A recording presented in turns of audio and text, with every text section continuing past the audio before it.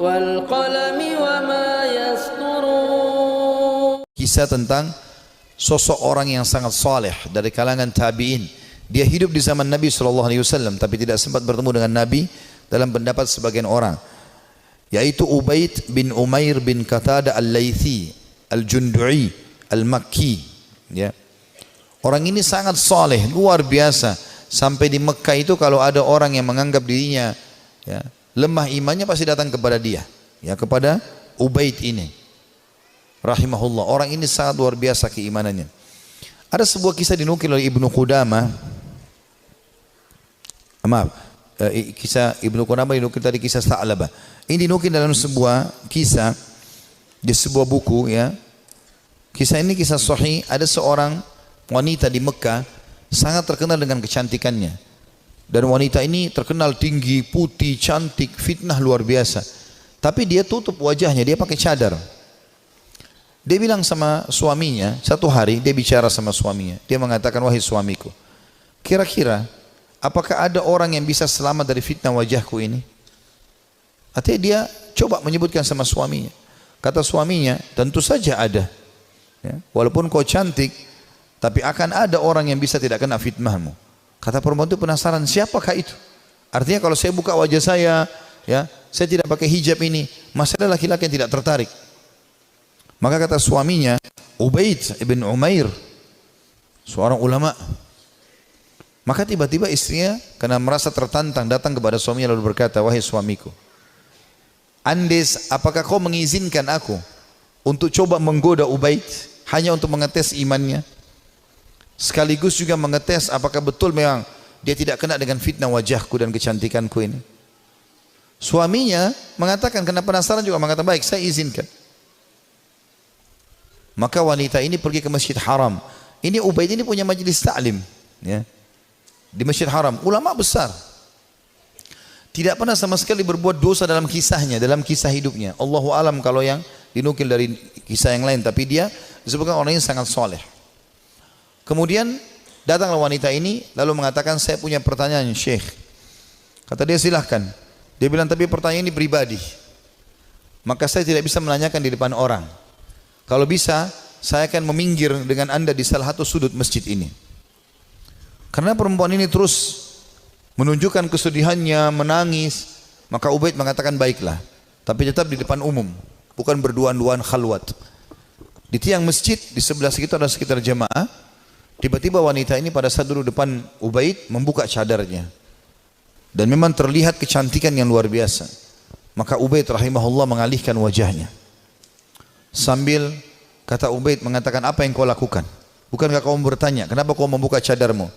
Dia mengatakan, sebenarnya wahai Syekh Ubaid, saya mencintaimu dan saya menyukaimu, maka aku datang untuk menawarkan diri. Maka Ubaid mengatakan, dan aku tinggal tunggu jawabanmu. Artinya kapan kau mau, selesai, aku jadi milikmu, terserah kau mau apakan. Perempuan ini ingin menguji. Ubaid tidak mengenal siapa perempuan ini. Subhanallah, dia mengatakan, saya akan jawab pertanyaanmu itu kalau kau menjawab 5 pertanyaanku. Kata Ubaid rahimahullah, tapi sambil buang muka, enggak dilihat ke wajah wanita ini. Wanita tersebut menggambarkan Ubaid tidak melihat sedikit pun ke wajahku, padahal wanita ini depan matanya dan sangat cantik. Maka kata wanita tersebut, tanyalah. Kata Ubaid rahimahullah, jadi tadi dia memang bilang waktu dalam majelis, saya punya masalah, saya mau minta nasihat. Padahal dia cuma mau berbohong wanita ini, tapi akhirnya mendapatkan nasihat yang benar. Apa kata Ubaid rahimahullah? Andai saja bertepatan pada saat sekarang malaikat maut datang ingin mencabut ruhmu, apakah kau akan menawarkan hal yang sama padaku kalau memang kau sedang berhadapan dengan malaikat maut? Kata wanita tersebut, tentu tidak.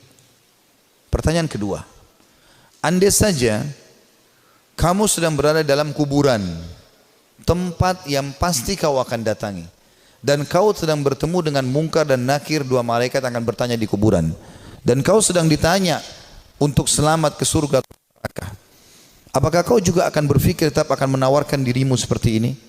Dia mengatakan tidak. Yang ketiga, seandainya kau sedang berada bersama aku di padang mahsyar, kemudian buku-buku amal sedang berterbangan, Dan kau tidak tahu apakah kau akan terima dengan tangan kanan atau tangan kiri. Tangan kanan akan selamat ke surga, tangan kiri akan masuk ke neraka. Apakah kau juga akan menawarkan dirimu seperti ini kepadaku? Dia mengatakan tidak. Yang keempat, ya, andai saja kau sedang ditimbang amalmu dan kau tidak tahu amal baik atau amal buruk di timbangan amal hari kiamat nanti yang lebih berat, apakah kau masih mau menawarkan dirimu padaku? Dia mengatakan tidak. Lalu kemudian pertanyaan terakhir yang kelima, andai saja kau sedang diminta pertanggungjawaban oleh Allah tentang kecantikanmu ini, tentang keadaanmu, ya, kelebihan-kelebihan nikmat yang Allah berikan kepadamu ini, apakah kau juga akan mengatakan kepada Allah, aku sempat menawarkan ini kepada Ubaid? Maka dia mengatakan tidak. Maka Ubaid pun mengatakan rahimahullah, kalau gitu bertakwalah kepada Allah dan jagalah dirimu serta nikmat Allah yang ada padamu. Maka tiba-tiba perempuan tersebut menangis terisak-isak. Lalu kata Ubaid, pulanglah. Lalu Ubaid berdiri tanpa melihat sedikit pun ke wajah wanita tersebut. Setelah dia pergi, wanita itu pulang ke rumahnya. Suaminya sudah menunggunya, ingin mengetahui berita apa yang ada sebenarnya. Maka setelah dia pulang, suaminya kaget melihat matanya merah, menangis. Kata suaminya, apa yang terjadi wahai istriku? Dia mengatakan, sungguh aku akan binasa wahai suamiku. Aku tadinya niat ingin bermaksiat kepada Allah, Allah menuruskanku justru melalui Ubaid. Dan sungguh Ubaid adalah orang saleh. Dan semenjak hari itu perempuan itu tidak pernah dandan lagi sama sekali sampai ajal datang menjemputnya.